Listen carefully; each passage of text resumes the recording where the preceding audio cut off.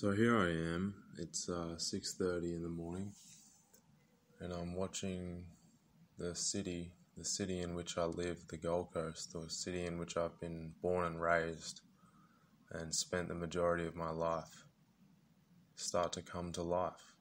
It's Thursday morning. People are starting to go to work. Some people are out exercising. Others are still in bed or making breakfast or, unconscious to the world, as I said, like they're in bed, and just, it's an interesting time. The clouds are pink with a touch of grey. The sun's rising. It's the middle of winter, so, in summer the sun would be well and truly up by now, but it's 6:30 and that's what's going on. I'm looking out the window right now, and it's an interesting sight. I love being up at this time of day.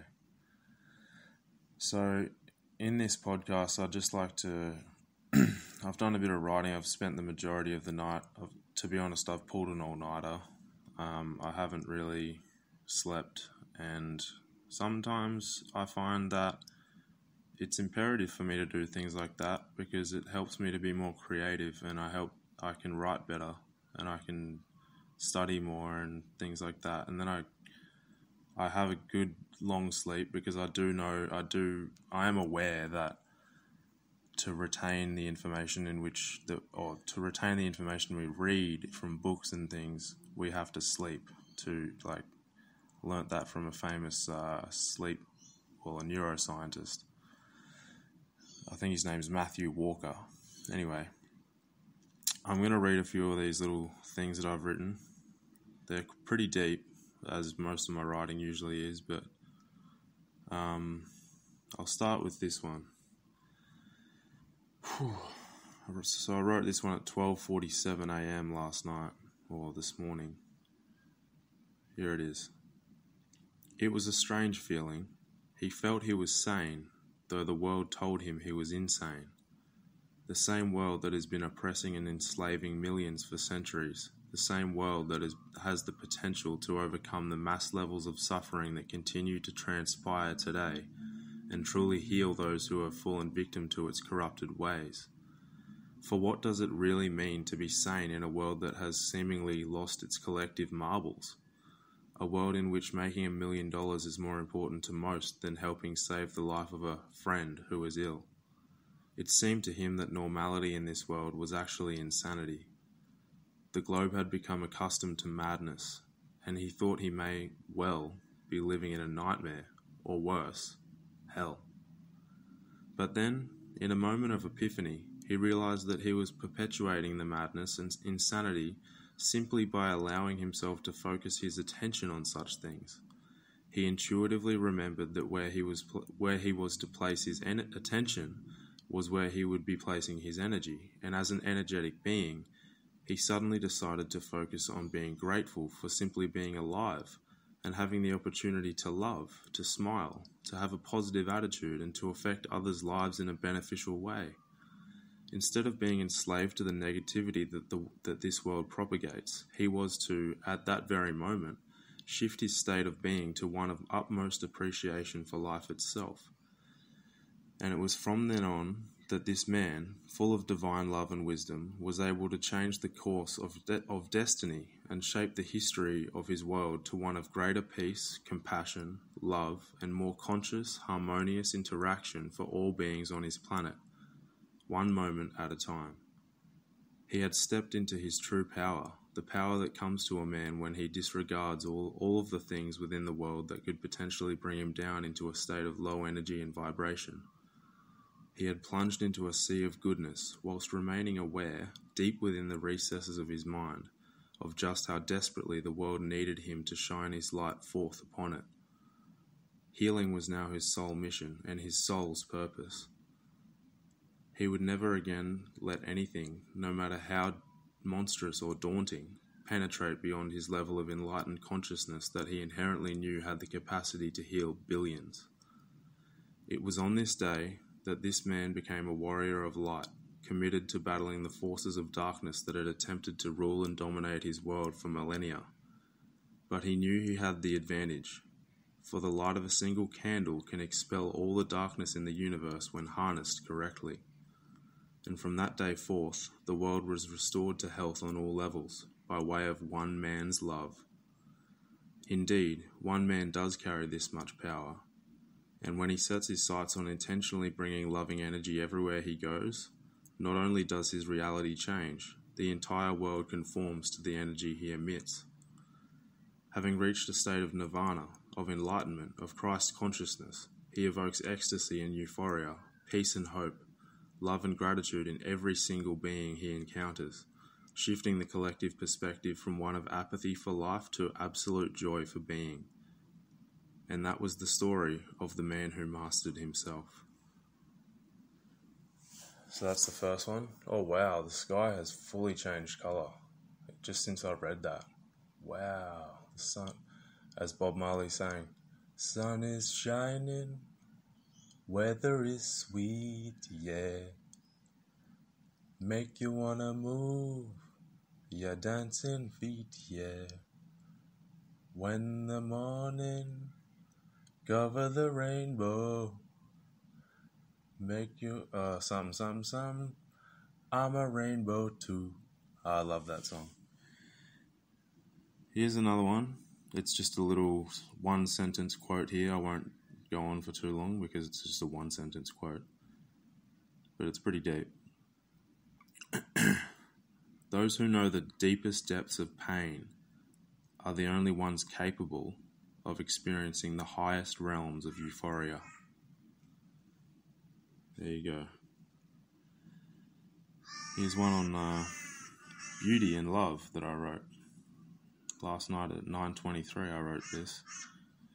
If beauty is in the eye of the beholder, then I keep my vision fixated on love. For what is love other than all things that are beautiful culminated in a feeling, a state of being? I love so much, I love until it hurts. I love like the times we were younger and did the same thing, only with laughter. I don't really care whether we win or lose the battle. I care about the connections we made, the lives we touched, the love we gave. For there will always be light at the end of even the darkest tunnels, and by being bright sparks of divinity in a life full of horrors, we keep the flame alive for the next generations of workers of the light to come here and heal the planet. It is not about ourselves as individuals, it is about the ones who knew nothing but pain and never had a chance to escape. We do it for them. We do it for those we love. We do it for all. We do it because we know, deep within our hearts, that love is the only thing that can save us all. For, having experienced love in its purest essence, one cannot seek to spread more of it. One cannot not seek to spread more of it, as love in its essence is contagious. And the one who has felt it wants nothing more than for that love to go viral, to spread throughout the planet like wildfire. True love is the answer to our problems, each and every one of them. It knows no bounds. It is capable of healing even the most devilish soul. Love is the way we all deserve. There's another one. Here's a little poem I wrote. It's called If Only. If only that lady had known how her brief smile had brightened up my whole day. If only that little boy knew I couldn't contain my tears seeing him so happy with his new toy aeroplane. If only the old man from the level above me in the apartment building could be aware of how joyous his compliment made me feel this morning. If only the birds could sense how grateful their morning chirping made me feel to be alive and to experience this beautiful world. If only I had the courage to say it to her face, she had to be the world's most gorgeous girl. Though these people may never know just how they touched me in their own special, unique ways, I can make it my duty to reciprocate the love. If only the world would take a leaf out of these incredible people's books, I'd be the happiest man alive.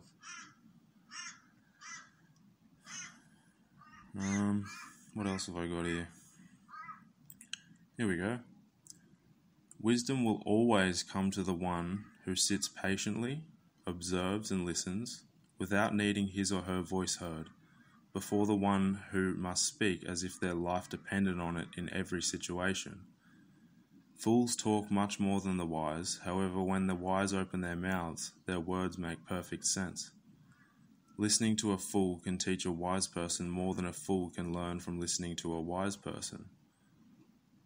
And this is because a fool does not know how to pay proper attention, as they are fixated on their own egotistical intentionalities. They must be heard at all costs. They must have someone agree with what they have to say. Therefore, fools surround themselves with other fools, and the wise tend to live either in solitude or in libraries, where the most common form of dialect is mute. Sorry, I'm just reading a bunch of these out at the moment. To be honest, I'm enjoying doing this. That's one of the reasons I do this podcast, is because, you know what? I enjoy it, and it's something I like to do. It's even an act of self-love and self-care for me. Another one. Whether this makes sense or not, I don't know. I'm just reading what I wrote, and and you can make sense of it yourself. Sorry, I'm being a bit blunt here today. But anyway, I wrote this last night at 9:03.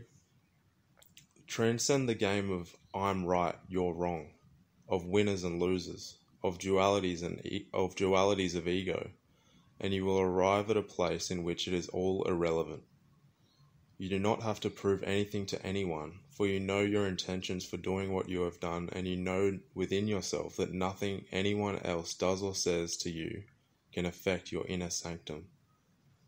You are at peace within, as you are aware of the interconnectedness of all things, that nothing is ever truly separate from anything else, as everything that has ever existed is here now, has been here for eternity, and will remain for eternity, simply as different energetic offsprings of the same source that is inherent in every part of the universe. Division, separation, and disconnection are all illusory concepts created within the mind, and they must all be unlearned for humanity to have a chance of evolving further and not wiping itself out within the coming centuries. Man, deep, deep, deep, deep, deep. Another poem I wrote.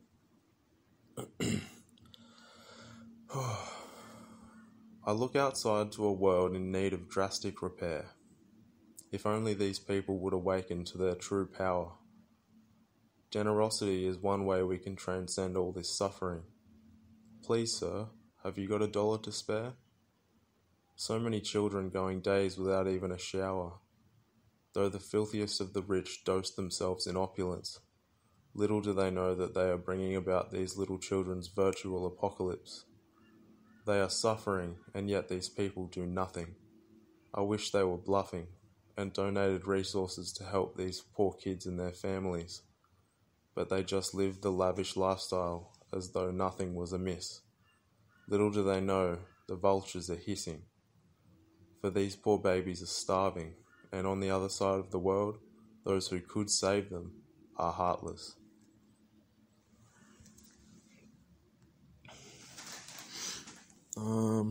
What else have I got in here? Up in here. OneNote. It's the app I use. Alright, I didn't mind this one. It's a little longer, but here we go. Alright, we all have a whole lot of unlearning to do if we are to evolve into our highest selves. Your subconscious mind literally soaks up everything you experience in your subjective reality. Whether stored as memories that you are able to recall or not, everything is stored in your subconscious. All that negative backchat you accidentally overheard those strangers saying in the street, stored. The disempowering comments your parents and teachers made about you when you were 7, stored. That misinformation advertisement you saw on the internet last week, stored. The mindless profanity used in that rap song you listened to 2 years ago, stored. The conscious mind can differentiate between what is real and what is not, and has the power to take in what it believes will serve it best from the situation it found itself in. The subconscious mind, on the other hand, just takes everything in and stores it all as fact. Every experience you've ever had is stored away in the annals of your subconscious, whether you are aware of it or not. So take extreme precaution in what types of things you allow into your conscious perception, especially when you are alone and have full power to choose what you allow into your mind. Quit looking at all those mindless programs on television that serve nothing more than as manipulation machines, hypnotizing and conditioning you into believing what the media want you to believe, which is simply to be a good little conformist and allow their agenda to unfold, all the while thinking you are a moral citizen due to the levels of deception this programming induces in people. Stop listening to rap songs that degrade women and only mention something along the lines of money, sex, drugs, and fame. These lyrics seep into your subconscious and alter your perceptions on reality without your knowing, as most of the time you listen to this music you're not paying attention to the lyrics consciously. But make no mistake, your sponge-like subconscious will soak it all in. I could go on for days about this, but you get my gist. Stop feeding your mind with bullshit. You are so much more powerful than you think, and the way you perceive reality is determined by what you allow into your mind. In fact, your very destiny is ultimately decided by a combination of every experience you ever had. So I'll leave you with a simple question. How do you want your destiny to unfold? Anyway, I think that'll just about do me. I'll just do one more. I know you're probably just like, would this guy shut up? I'm sick of these podcasts, man. Well, why are you listening then, bruh? Nah, I'm just kidding. I appreciate everyone who listens to these. I really, really do. If I can evoke change or for the better or get people to think a little deeper about things or, just touch someone's life in a positive way, then I'm stoked. Like, that makes my whole life worth living. So that's why I do these podcasts. Anyway, here we go.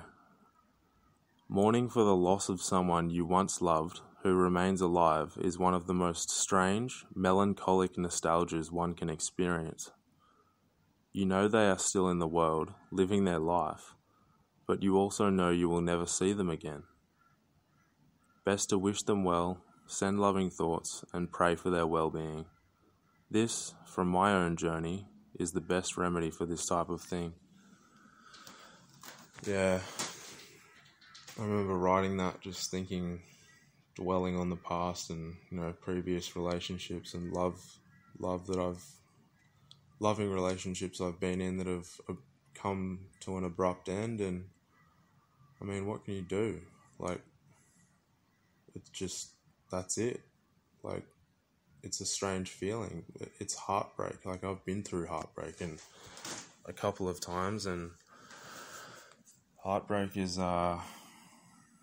it's real, and it hurts, and it's painful, and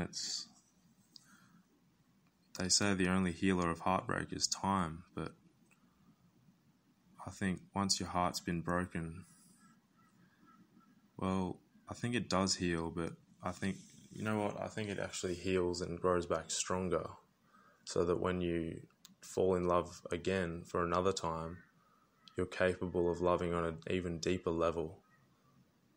But if you do get your heart broken again after another time after that, after it's already been broken once or twice, the pain you feel doesn't get any easier. It actually gets harder and harder, and your heart gets just shattered and smashed into smithereens. But you know what?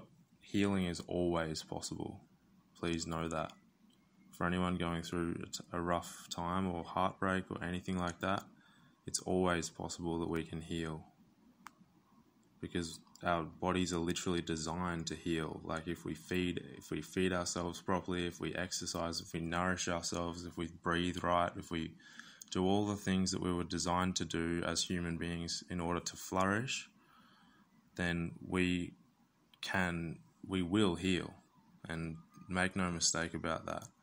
We may be living in a world in which is set up by certain, whether you want to call them people with agendas or whatever you want to call it. Yes, we may be living in a world where it's difficult. It's been made difficult for us to heal and to grow and to evolve in the loving and beautiful way that we would like.